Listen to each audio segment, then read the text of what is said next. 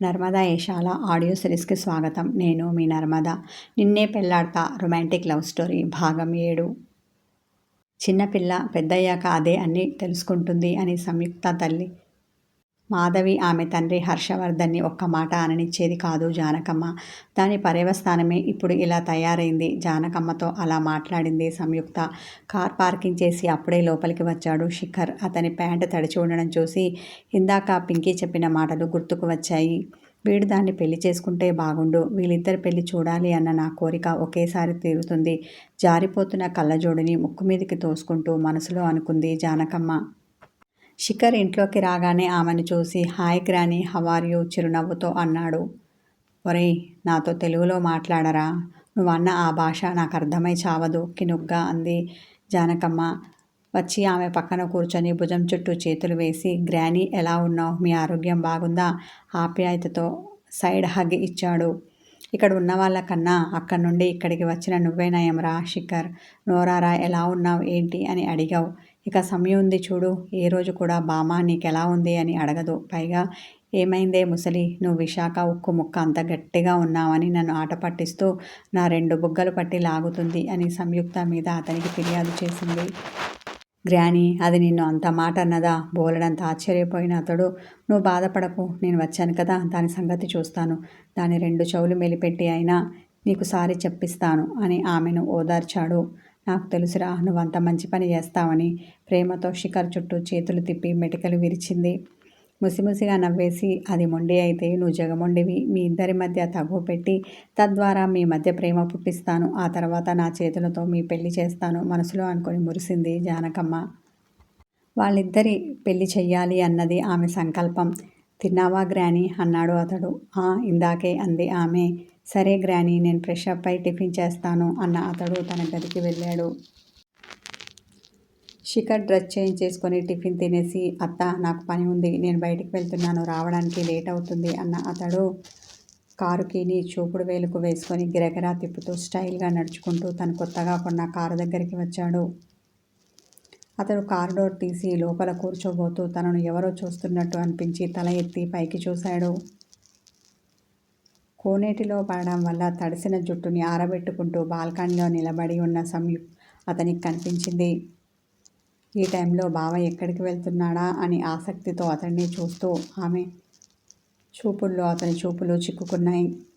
వెంటనే తన చూపుల్ని తిప్పుకున్న శిఖర్ పోయి వెళ్ళేటప్పుడు దీని ముఖం చూశాను, ఇక అనుకున్న పని అయినట్టే విసుగ్గా అనుకొని కార్ స్టార్ట్ చేసుకొని వెళ్ళాడు. అతని మీద కోపంతో సంయుక్త అతడు ఉండగా ఆకలి వేస్తున్నా తినడానికి రాలేదు. ఇప్పుడు అతడు వెళ్ళడం చూసి డైనింగ్ టేబుల్ దగ్గరికి వచ్చి వడ్డించుకొని తింటూ అమ్మా, నీ అల్లుడు ఈ టైంలో ఎక్కడికి వెళ్తున్నాడు తల్లి మాధవిని ఆరగా అడిగింది. ఆమె ఏం చెప్పేదో కానీ ఇంతలోనే బామ్మ అందుకొని వాడెక్కడికి వెళ్తే నీకెందుకు, వాడేమైనా నీకు మొగుడా లేక నీకు కాబోయేవాడా, అన్నీ నీకు చెప్పడానికి వెళ్ళడానికి ఎక్కడికో ఒకక్కడికి వెళ్తున్నాడు. అయినా అలా బయటకు వెళ్తున్న వాళ్ళని ఎక్కడికి ఏంటి అని అడగకూడదు. అందుకని మీ అమ్మ అడగలేదు, నువ్వు నోరు మూసుకొని తిను అని ఆమెను కసిరింది జానకమ్మ. ఒసే ముసలి, నీకెన్నిసార్లు చెప్పాలి నా విషయంలో జోక్యం చేసుకోవద్దని. అయినా నేను అడిగింది అమ్మని, నిన్ను కాదు కదా. ఓ తెగ నా మనవడని వెనకేసుకొస్తున్నావు. ఆల్రెడీ అతడు ఫారెన్లో తెల్లదొరసాన్ని సెట్ చేసుకున్నాడట. నా అనుమానం అయితే పెళ్లి తర్వాత జరగవలసిన కార్యక్రమాలన్నీ ఆమెతో ముందే జరిపేసి ఉంటాడు. ఎంతైనా ప్లే బాయ్ టైపు కదా నీ మనవడు వ్యంగ్యంగా అంది. వాడక్కడ తెల్లదానినో లేక నల్లదానినో ఎవరిని రుచి మరిగితే నీకేంటి, వాడేమైనా నిన్ను చేసుకుంటానని మాటిచ్చాడా? మనం ఎందుకురా ఇలా చేస్తామని నిలదీయడానికి. అక్కడి కల్చర్కి అలవాటు పడిపోయిన వాడు అక్కడ అందరు ఎలా ఉంటారో వాడు అలాగే ఉంటాడు. ఇంకోసారి నువ్వు ఇలా నా మనవడు గురించి మరొక మాట మాట్లాడావు అంటే బాగోదు చెప్తున్నా. వాళ్ళిద్దరి మధ్య తగు పెట్టాలి అనుకున్న భామ తన వేలు చూపించింది. నువ్వు ఒక బామ్మ, అతడు ఒక మనవడు. ఇలాంటి వాళ్ళు లోకంలో ఎవ్వరూ ఉండరు, మీ ఇద్దరు తప్ప. ఇద్దరికి ఇద్దరు డిఫెక్టివ్ పీసులు. అయినా ఇద్దరూ కలిసి ఏ గంగలోనైనా దూకండి, ఏ ఊరి మీదైనా ఊరేగండి, నాకెందుకు అని కోపంతో మరో 2 ముద్దలు ఎక్కువ తినేసి తన గదికి వచ్చింది సంయు. ఆమె బామ్మతో అలా అననైతే అన్నది కానీ మనసంతా కలవరపాటుకి గురైంది. నిజంగానే బావకి అక్కడ గర్ల్ ఫ్రెండ్ ఉందా అనుకోగానే గుండె కలుక్కుమంది. మాధవితో యాత్రా విశేషాలు చెప్పుకుంటూ జానకమ్మ హాల్లో కూర్చొని ఉంటే బయటికి వెళ్ళిన శిఖర్ ఎప్పుడు వస్తాడా అని ఎదురు చూస్తూ తన గదిలోనే ఉంది సంయుక్త. కారులో బయలుదేరిన శిఖర్ తన స్నేహితుడు రితీష్ ఇంటికి వచ్చి కాలింగ్ బెల్ కొట్టాడు. అప్పటికి మధ్యాహ్నం అయింది. తలుపు తీసిన లాస్య ఎవరు కావాలండి అతన్ని చూసి అంది. అతని పేరు వినడమే కానీ అతన్ని ఎప్పుడు చూసి ఉండకపోవడంతో అలా ముఖం పట్టుకొని అడిగింది. నేను రితీష్ కోసం వచ్చాను, వాడు ఉంటే పిలుస్తారా గుమ్మంలోనే నిలబడి అన్నాడు. శిఖర్ గొంతు విన్న రితీష్ గబగబా తన గదిలో నుండి బయటికి వచ్చి భార్యను చిరుకోపంతో చూసి రారా నేను ఇంట్లోనే ఉన్నాను అన్నాడు. అతడు లోపలికి రాగానే నువ్వెవరో లాస్యకు తెలియదు కదా, అందుకే అలా అడిగింది, ఏమీ అనుకోకు అన్న అతడు. ఈమె నా భార్య లాస్య, ఇతడు నా బెస్ట్ ఫ్రెండ్ శిఖర్. ఫారెన్లో ఉంటాడని చెప్పాను చూడు, వాడే వీడు. పైగా రాత్రి మాట్లాడింది కూడా వీడితోనే అని తన భార్యకి శిఖర్ని పరిచయం చేశాడు రితీష్.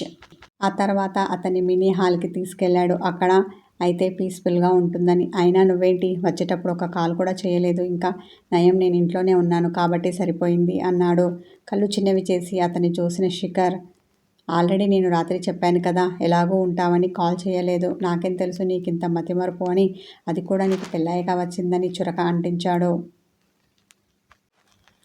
ఉఫ్ అని నోటి గుండా గాలి వదిలిన రితీష్, సారీరా నిజంగా మర్చిపోయాను అన్న అతడు.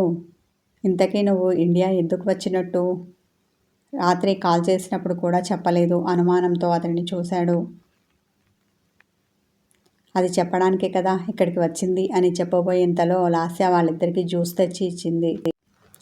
అవి తీసుకొని ముందు ఫినిష్ చేశారు. ఆమె ఖాళీ గ్లాసులు తీసుకొని వెళ్ళే వరకు ఇద్దరు ఏమీ మాట్లాడుకోలేదు. ఆమె వెళ్ళాక ఇప్పుడు చెప్పరా అన్నాడు రితీష్. ఏముంది, నేను బిజినెస్ ఇక్కడ స్టార్ట్ చేయాలని నా పేరెంట్స్ కోరిక. నేను ఇక్కడ సెటిల్ అయితే అక్కడ బిజినెస్ క్లోజ్ చేసి ఇండియా వచ్చేయాలని డాడ్ అనుకుంటున్నారు. అంతేకాదు చెల్లెలకి పెళ్లి చేయాలి, అది కూడా ఇక్కడ సంబంధం చేయాలని వాళ్ళు ఆల్రెడీ సంబంధాలు చూడడం మొదలుపెట్టారు. అనుకోకుండా ఒక సంబంధం వచ్చింది. అది ఎవరిదా అని ఆరా తీస్తే మీకు దూరపు బంధువుల అబ్బాయి అని తెలిసింది. వాళ్ళని వీళ్ళని అబ్బాయి కోసం వివరాలు అడగడం ఎందుకు, నిన్ను అడిగితే తెలుస్తుంది కదా అనుకుని నీ దగ్గరికి వచ్చాను అన్న శిఖర్ తన సెల్ ఫోన్లో ఉన్న పెళ్ళికొడుకు ఫోటోని రితీష్కి చూపించాడు. ఫోటో చూసిన రితీష్, నువ్వు అన్నది నిజమే శిఖర్, ఇతడు మా పిన్నికి అన్న కొడుకు అవుతాడు. పేరు సుదీప్. ఇతని గురించి నాకు అంతగా వివరాలు తెలియవు. అప్పుడప్పుడు ఫంక్షన్లో చూడడం తప్ప ఎప్పుడు పెద్దగా మాట్లాడింది లేదు.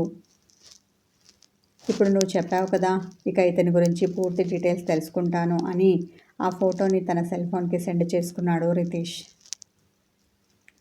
ఇంకా చాలాసేపు బిజినెస్కి సంబంధించిన విషయాలు మాట్లాడుకున్నారు. బిజినెస్ ఎక్కడ స్టార్ట్ చేస్తే బాగుంటుంది, ఏ సెంటర్ అయితే బెటర్ అన్న విషయాలు వాళ్ళ మధ్య చాలాసేపు చర్చకు వచ్చాయి.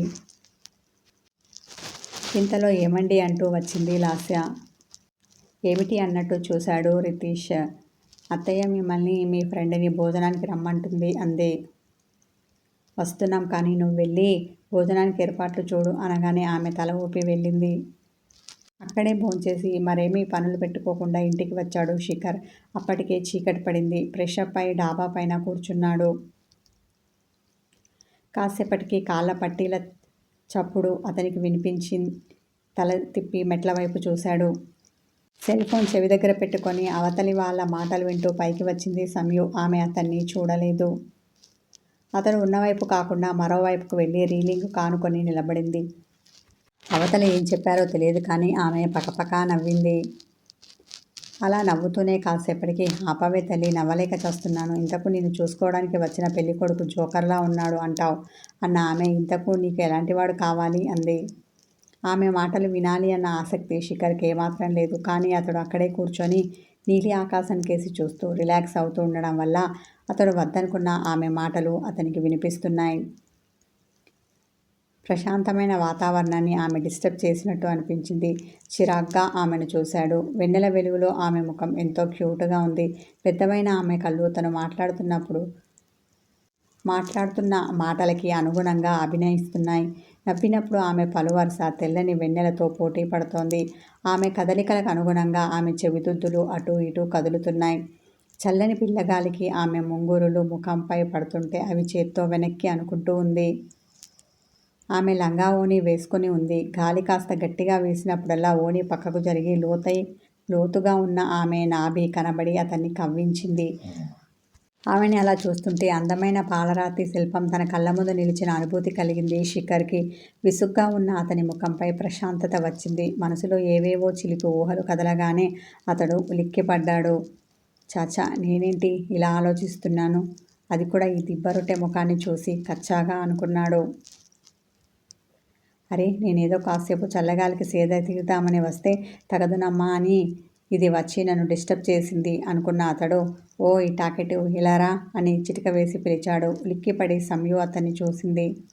బావ ఏంటి ఇక్కడున్నాడు? ఇందాకటి నుండి ఉన్నాడా లేక ఇప్పుడే వచ్చాడా అనుకున్న ఆమె, దివ్య, మా ఎన్ఆర్ఐ వచ్చాడని చెప్పాను కదా, వాడెందుకో పిలుస్తున్నాడు, నేను తర్వాత కాల్ చేస్తాను అని అవతల వైపుకు మాట్లాడుతున్న తన స్నేహితురాలతో చెప్పి కాల్ కట్ చేయబోతుంటే, ఒసేయ్ మొద్దు, నీ బావ ఇంకెందుకు పిలుస్తాడు, అందుకే అని ఆమె అటువైపు నుండి చిలిపిగా నవ్వింది. ఇక్కడ అంత సీను లేదులే అని నీరసంగా చెప్పి కాల్ కట్ చేసింది సంయు. శిఖర్ని సూటిగా అనుమానంతో చూసి ఏంటి అని కనుబొమ్మలు ఎగరవేసింది. అతడు చూపుడు వేలితో రమ్మని పిలిచాడు. వీడి వేలు పడిపోను, నోటితో సంయు ఇలా రా అని ముద్దుగా పిలవచ్చు కదా, కమాండింగ్గా వేలుతో పిలుస్తున్నాడు వీడి యాటిట్యూడును కచ్చాగా అనుకున్న ఆమె, ఏదో ఒకరోజు వీడి చేత సంయు అని ముద్దుగా పిలిపించుకోకపోతే నేను సంయుక్తనే కాదు మనసులో అనుకుంటూ అక్కడే నిలబడింది. నువ్వు వస్తావా, నన్ను రమ్మంటావా, కమాండింగ్ వాయిస్తో అన్నాడు శిఖర్. ఏదో మంత్రం వేసినట్టుగా అతని ముందు వచ్చి 2 అడుగుల దూరంలో బుద్ధిగా నిలబడింది సంయు. ఆమెను చిరాగ్గా చూసి ఇందాకటి నుండి ఎవరితో సోది కళ్ళు ఎగరవేశాడు.